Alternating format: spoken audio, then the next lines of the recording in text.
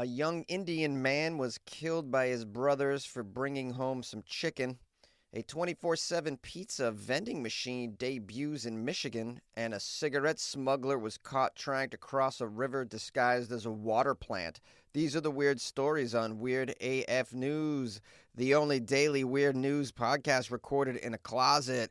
Everything about this situation is weird. An Indian man was killed by his brothers for bringing chicken home. Maybe there was a mistake in communication. He was supposed to bring home some chicks for the party, and instead he brought chicken home, and that just wasn't what they were all about here. Let's learn a little bit about what happened here in a place called Bhopal, India. Two brothers under the influence of alcohol strangled their own brother over a dispute about bringing chicken home in this area called Indira Nagar, which is in Bhopal's Bayaragar area. I think the last attempt was pretty close. If not, anyways, it doesn't matter.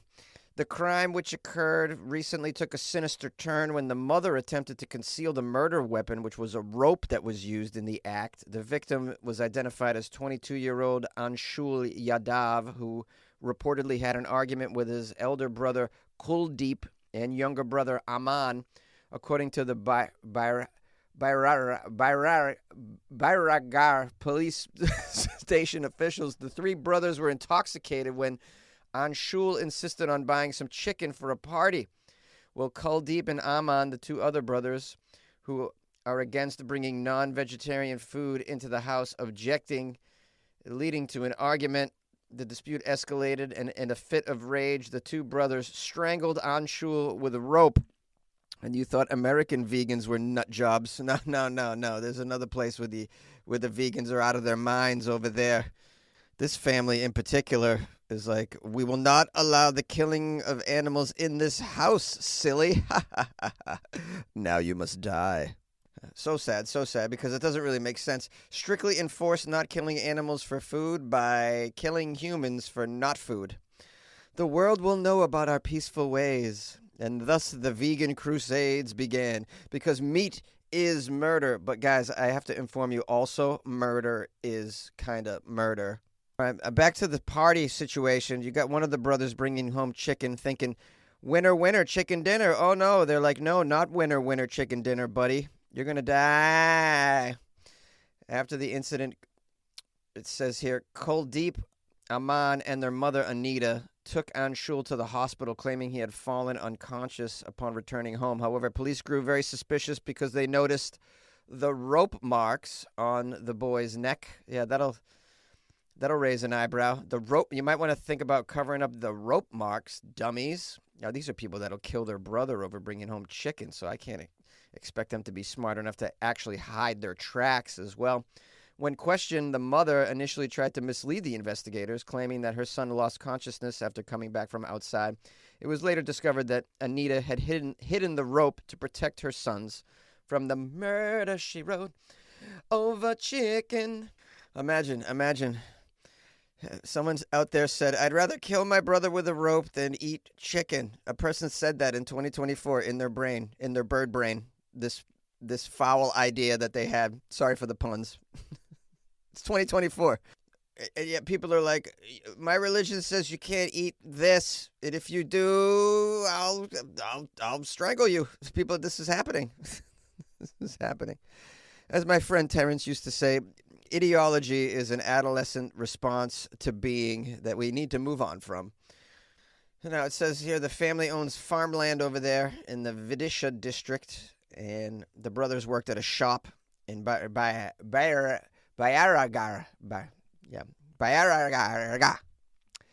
Nailed it. The market was closed on the day of the incident, which is why Anshul was adamant about hosting a party at home. But he was adamant about something else, too. Yeah, not bringing the chicken home or he'll stab you. According to the police, the three brothers actually frequently fought, often fueled by their addiction to alcohol and drugs. Okay, so there's another motive going on here. There's a lot of drugs and alcohol involved in this incident as well. It's part anti-meat eating, and then in part we're on drugs and we're drunk. I'll tell you right now, all of this, I'm not going to eat chicken would end if you just introduce these people to Popeyes. Because it's like, that'll just change your life, right? Popeye's chicken? How you gonna? You wouldn't kill your brother over bringing home some. Love that chicken from Popeyes. There'll be no, love that chicken from Popeyes. Strangle, stab, murder. 24/7 pizza vending machines debut in Michigan. A new piece of technology serving up a food favorite across the country. Pizza porno is a vending. Pizza porno? Oh no, I read that incorrectly. It's pizza forno. It looks like pizza porno. I actually kind of like pizza porno better as a name. Pizza forno. It's a pizza vending machine company. Pizza porno. It's not delivery. It's a pizza porno. This is a new piece of technology serving up some food favorites. Pizza vending machine serves pies 24 hours a day, 7 days a week through a vending machine style piece of technology. They keep calling it a piece of technology. It's very funny to me. No, we've got a piece of technology. What are you going to do with your piece of technology? I'll show you what my piece of technology can do. Will you show me what your piece of technology can do? So it says here they got locations across the country. Their first Michigan location opened up recently. I've never heard of this pizza forno. I've never seen this piece of technology, this piece of pizza technology. Have you seen this? Vending machines, pizza vending machines. I want to know a little bit about this. They've had this kind of stuff in other places. They have them in Canada and in Europe and obviously in Japan, where you can buy underwear and sex toys and dog food and almost anything out of a vending machine in Japan. So this is a Michigan location that was just opened up in the Caledonia area, Michigan. Yeah. Now, this is one of the owners who says, you can eat the pizza every day. I got news for you, buddy. You can eat pizza every day anyways, but I like your excitement. The owner says, the vending style concept for the future. It's been done overseas in France for 10 to 15 years, so it's nothing new. It's just new to the United States. I don't know if that's his accent. I don't think he's an Italian guy. His last name is Beggero. The process. What do you want? You want to know about the process? Yeah, I want to know about the process, and I want to know the price, and I want to know if it's any good.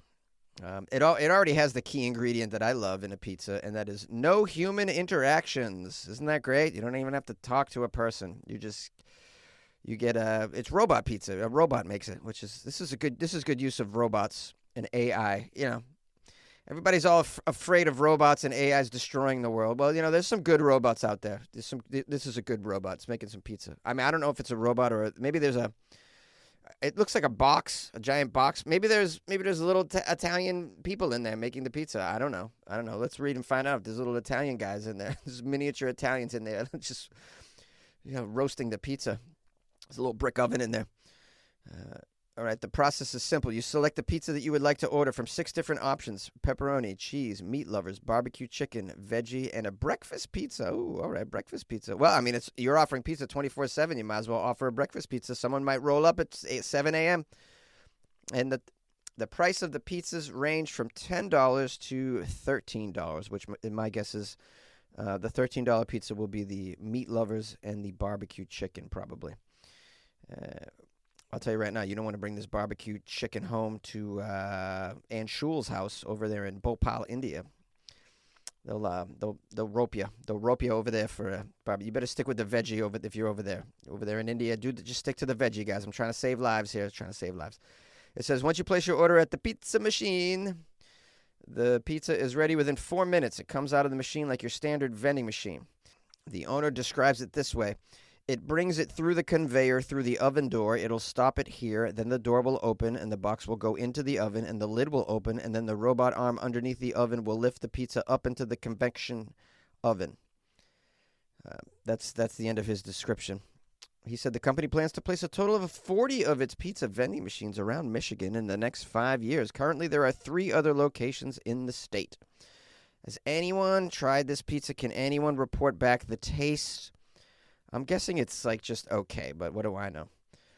I'll tell you a very underrated pizza that you can usually get 24/7. 7-Eleven makes a very good pizza. Theirs is frozen.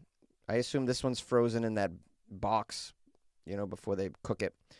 But the one in 7-Eleven is frozen, but they have their little oven there. They make it for you. I think it's ready in like not 4 minutes, but probably under 10. And it's pretty good pie, man. It's pretty good pie. And I think it's like $6 for the cheese, something like that. Very cheap and very good. And they're usually open 24/7. So you can, there's other places. There's sources of pie that aren't this vending machine. But the vending machine is helpful if there's nothing in your area. You put these in the middle of nowhere. It'll do fine. People that can't get late night eats or early morning eats. This piece of technology will help them out. They want this piece of technology. It's a good piece of technology. It's helpful, this piece of technology, for people that don't live near a 7-Eleven or another place they can get late night grub. I'll tell you right now, though, the cops are going to stake out these pizza machines. That's going to happen. You better make sure you go there sober as heck.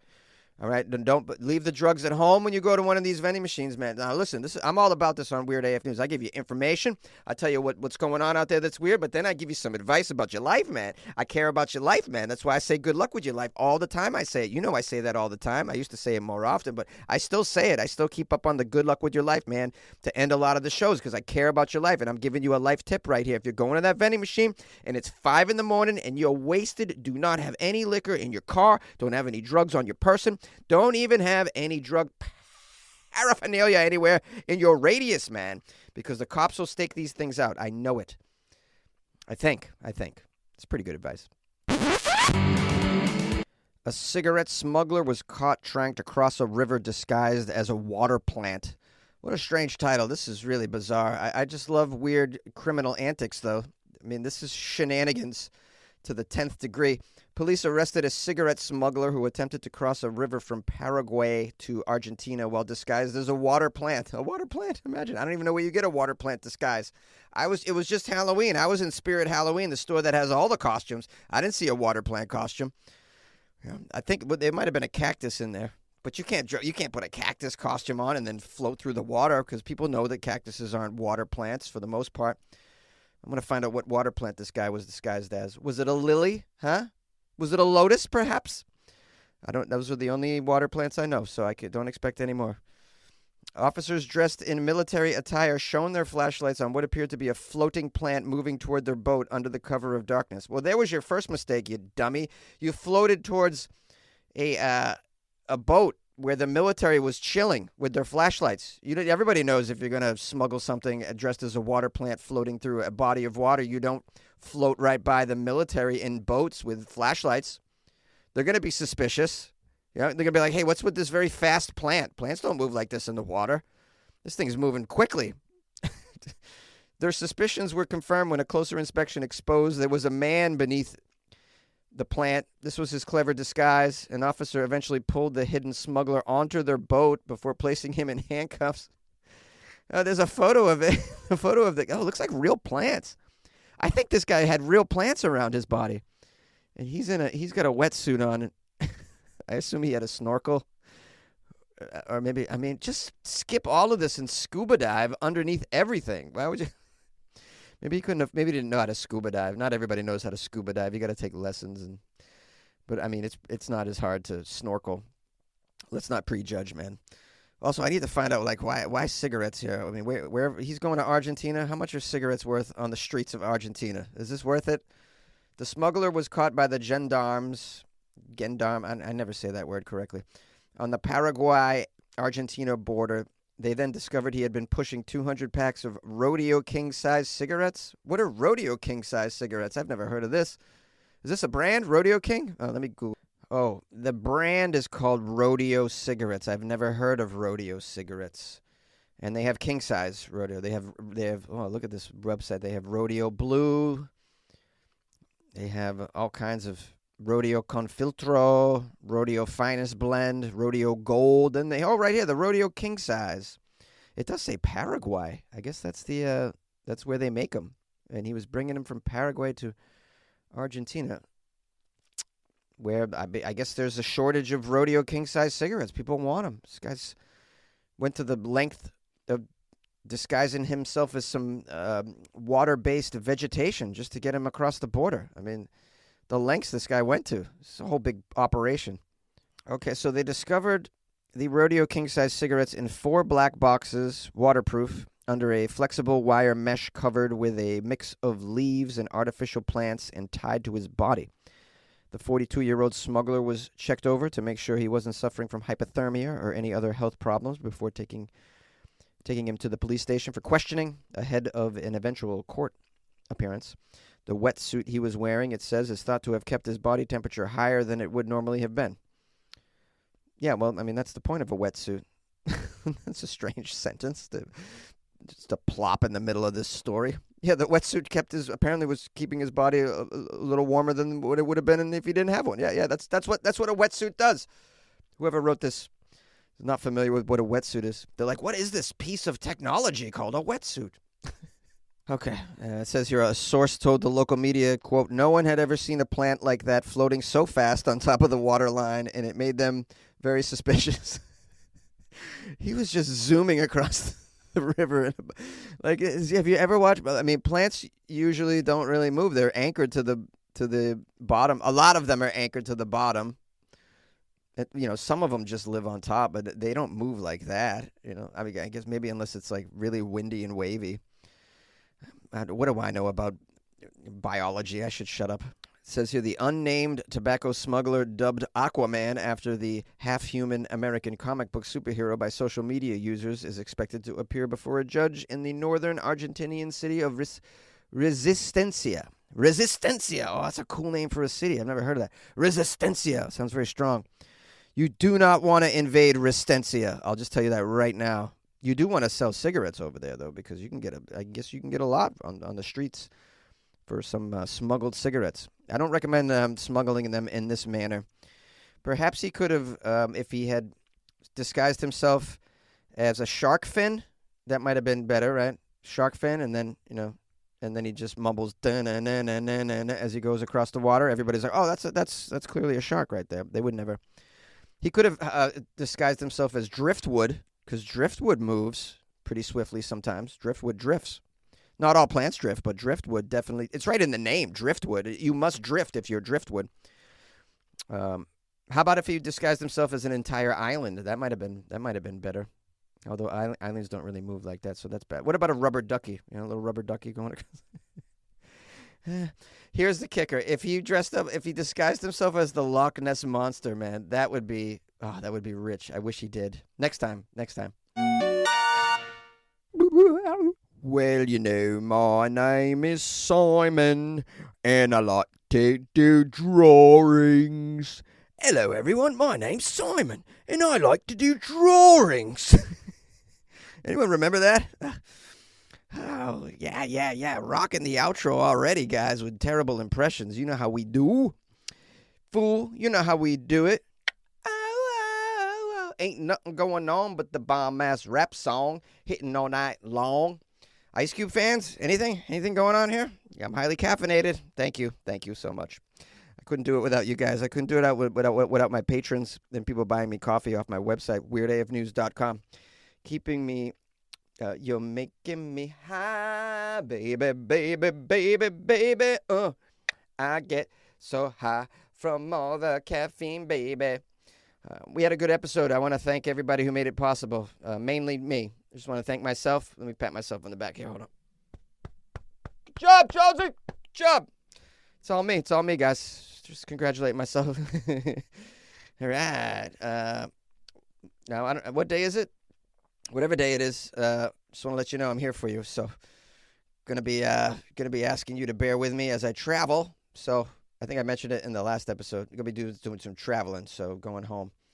So if I miss a day, don't freak out. I'll get to it. I'll do it, or maybe I won't. Maybe I won't get to it. I don't know. I'm just giving you a heads up, guys. While I'm traveling, I don't even know if I'm gonna find a sufficient closet to record in. So I mean, how's this gonna work? I don't know. And I'm staying with someone that's got dogs. I mean, they're gonna be quiet while I'm recording? I highly doubt it. This is gonna be a challenge.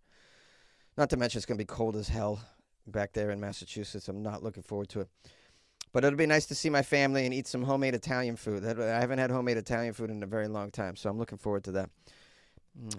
I just want to just briefly say thanks for spending some time with me. I'm a maniac. I realize that, and it's hard to put up with me sometimes, but you're sticking through it, and I just want to let you know it doesn't go unnoticed nor appreciated. All right? No, I mean, does that make sense? It doesn't go noticed or appreciated. Yeah, it does. It's appreciated. Yeah. That's what I'm trying to say. If you want to email me, funnyjones@gmail.com. That's what you can do. Follow me on the gram @funnyjones. I'm doing shows in Boston. If you're there, come out. Come out and see us.